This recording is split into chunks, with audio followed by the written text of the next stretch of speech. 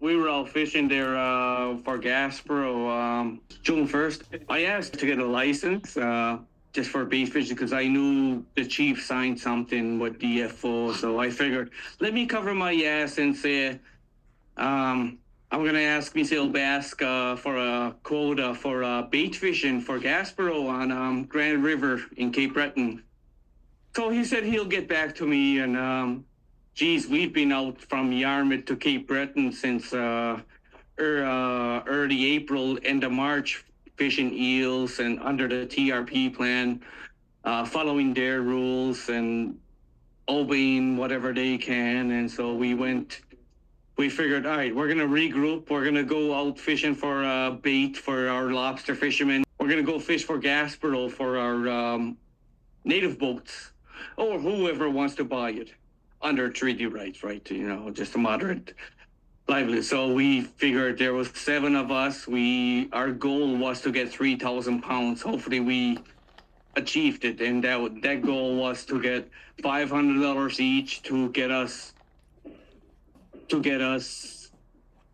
equipped with more back to eeling, which eeling was a big fail. So yeah, we went that day, and we figured I'll bring my 4-wheeler, not our 4-wheeler, Chuck's 4-wheeler. We brought that. I brought my father-in-law's trailer because Chuck said, I know a spot in Grand River that it's going to fill our quota, what we need for the day, and it's pretty good. So we hired, Dwight was dipping, or not dipping. You were dipping that day. Parts, yeah. Yeah, some parts. So he was dipping some, but we were dipping towards the waterfall, eh? So Chuck hired us, and he was like, all right, boys, here's the rules of the DFO. You can't fish 23 feet from the ladder. Yes, sir. Okay. You can't fish 20 feet. Okay. All right. It's okay. Chuck, okay. So we went down fishing, and then, geez, everything was going good. Catching what we need. We were just about done. And I was hauling all the bait up with the 4-wheeler because they blocked the entrance off with the cement blocks. DFO did. Or whoever did. Just for the waterfall entrance. So, we went down, and I took the 4-wheeler, and so just so happens we went down. I went down with the 4-wheeler. So, geez, boys, there's some new signs here. Some DFO signs. All right, let's look at them. So I started reading them, All right, it says 23 M from fish ladder. Okay, 23 meters, like 75 feet. Thank God we're not fishing at the fish ladder. We're fishing at the waterfall. But the problem was it's beside the fish ladder. So it did that. I guess DFO seen that and confiscated, came down with 7 vehicles and came in, attacked us. And while I was hauling 2 crates up, 2 totes of Gaspereau up Grand River. It's about 200 meters about from downriver to upriver where we got to haul them up. So we do that.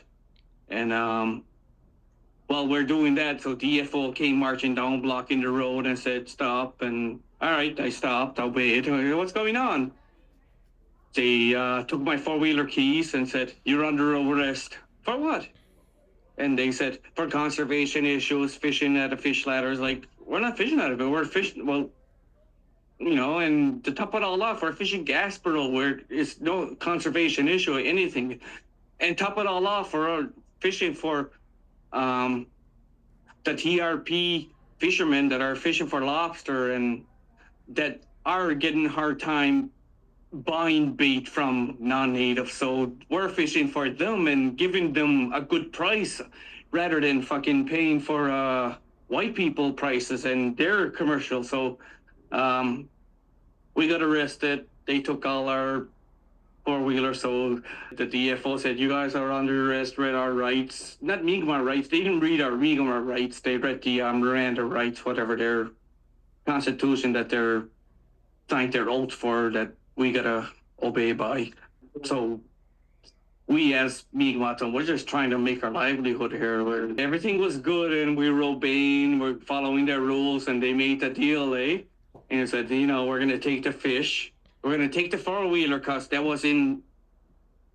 had bait on it.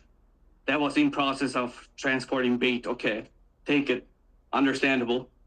We're gonna take the bait or the fish. We had about one top full and a half, so which is about close to 2,000. We're almost at our point, which is about 2,000 pounds. So they took that. After they gave us our charges and all that, so uncuffed us, and they started saying, all right, now we gotta wait for tow trucks to take your vehicles because the fish is on there. I was like, no, you just told us you're gonna take the fish, not the trucks, and what are you gonna do, make us walk home? Well, we're not gonna make you walk home, and we'll drive you somewhere. They told us that, right? And we heard that story before a million times as First Nations. So we started saying, no, we're gonna dump the fish, like it or not. You're gonna take the fish off our trucks because the guys needed their vehicles. Like we had at least 7 or 8 people under our employment that trying to make a living. That the TRP plan fucked our eel season over. That we lost so much money eeling. About, I don't even want to say how much we lost, man. Because we started end of March, early April, started eeling under their plan. And then we followed every rule. And then we started, you know what, boys, we got to make some at least gas money for the next trip. So we, let's go bait fish. We're going to go pick some bait, and we're going to finish this eel season for this TRP plan. And we're going to try to create our own plan next year. Anyway, after that, after all said and done, DFO came and started taking my fucking trailer off the truck that's connected to my truck. And I said, what are you doing? So I grabbed my trailer. It's like, you can't do that. You already told us we're free to go. And he said, we need the trailer to transport the four-wheeler that you were caught fishing with. And that's when I said, no, the trailer wasn't fishing. My truck wasn't fishing. There's nothing illegal here. There's nothing illegal in the truck. So you can take the four-wheeler, go for it. You already got that. Yes, you caught me. Under my treaty rights, you can do whatever you want. I'll fight it in court. So yeah, I'll fight it in court. So I grabbed my trailer, and that's when the DFO pushed me.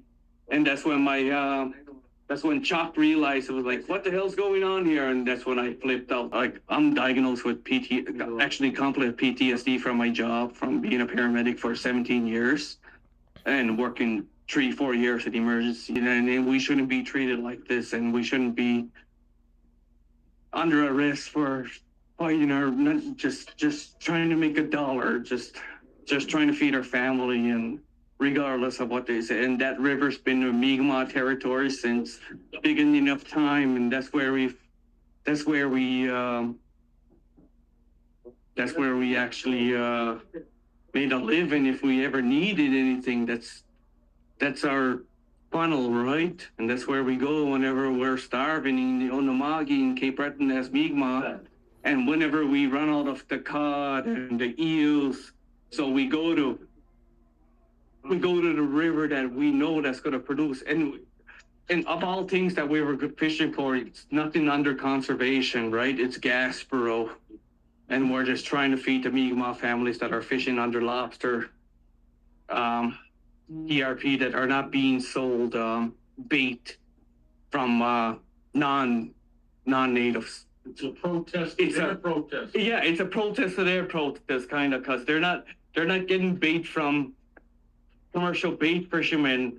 They gotta actually go out and catch it. Like, I got a fisherman right here, Bryson. He has a lobster boat and he has to fish his own bait.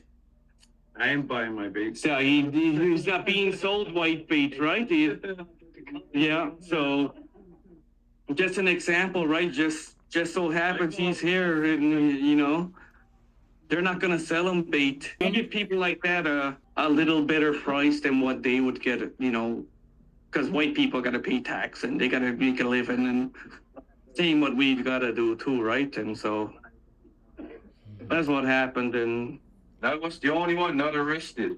he was the only one not in handcuffs. Yep. I don't know why. I'm still mad about that. I told them I understand my rights, and a big mob person cannot be hindered, and we have a free liberty. And I told him that if you arrest me, you're violating my constitution. He said, I'm just detaining you, sir. I said, all right. I never got put in handcuffs that whole time. Yeah. So I was the one reporting the whole thing. Yeah. So once they understand we cannot be hindered, they're not even supposed to bother us when they find out we're First Nations. They're supposed to leave us alone, but they don't. They keep violating our rights by bothering us and arresting our people. And we're not supposed to get arrested for hunting or fishing, right? We have a right to hunt or fish. It's in the Constitution too. Why was our people arrested that day? Is what I don't understand. There shouldn't have been any arrest, right? Nobody. They were actually going to tow all our vehicles that day. They were actually going to tow them and tell us, don't worry about getting a ride home. We'll figure that out later. And we were like, no fucking way. We're not taking any of us our vehicle. We've been there, done that before. So No, but everybody was in handcuffs. So for about like except 2 the white. hours. 2.5, and there was mosquitoes everywhere. So I had to tell them, I got a bad elbow. Dislocated elbow from old injuries. You know what? Our rights are more important than anything else in the world. That's all we have. And people are playing with them. The only people that are benefiting from our rights is chief and council right now. They're the only people that are benefiting from our treaty because they're in control of them. I'm a Mi'kmaq person in Mi'kmaq. I don't want to be associated on any band like I'm Owen Gould from Eskasoni. No, I'm Owen Gould, Mi'kmaq person from Mi'kmaq. We lost our four-wheeler. We almost lost our trucks. I lost my shop, actually. Look how empty it is.